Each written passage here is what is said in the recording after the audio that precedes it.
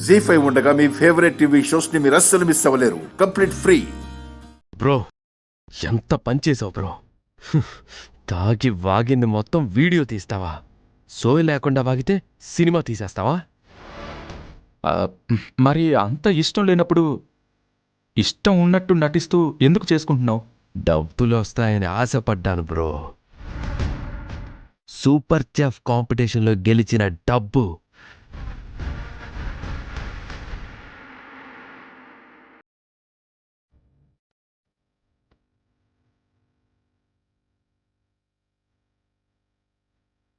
సరే, ఆ డబ్బు గురించి పక్కన పెట్టే.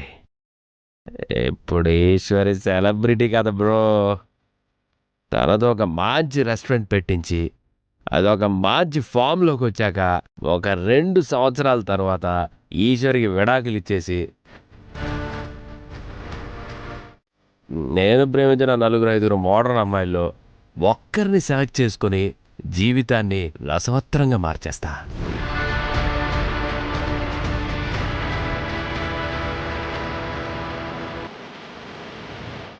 అయ్యో!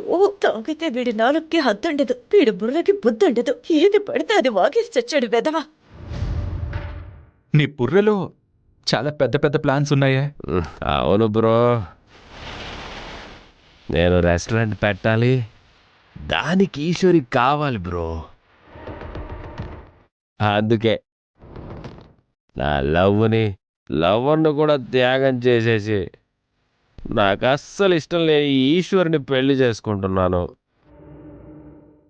అయినా ఏముందిలే, 2 years అయిపోయాక డివైడ్ అయిపోదాం అంటాను. డైవర్స్ ఇచ్చేస్తాను, ప్రాబ్లం సాల్వ్.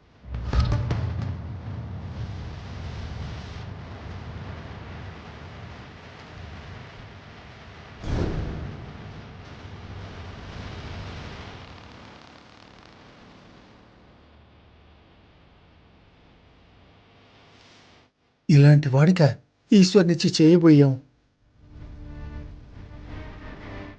అనవసరంగా ఈ అజయ్ గారితో పెళ్లి చేసినట్లయితే ఈశ్వరి గొంతు కోసినట్లయ్యేది. అలా చేయడం తప్పు కదా అజయ్.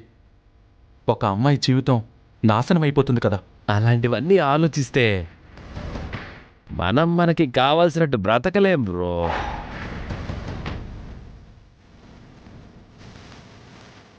మనం బ్రతకాలంటే కొంతమందిని మోసం చెయ్యాలి, కొంతమందిని ముంచేసేయాలి బ్రో.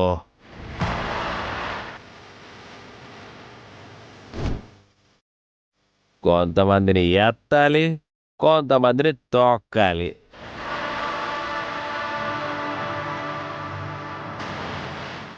ఇవన్నీ లేకుండా మనం బ్రతకలేం బ్రో, బ్రతకలేం.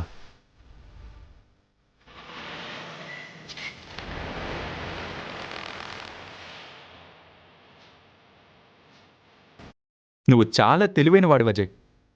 అసలు ఇన్ని తెలివితేటలు నీకెలా వచ్చాయి? మా అమ్మ నుండే వచ్చాయి బ్రో. నీకో నిజం చెప్పనా, మా అమ్మ తెలివిలో 5% వస్తే చాలు ఎంత మందినైనా ఈజీగా ముంచేయచ్చు బ్రో.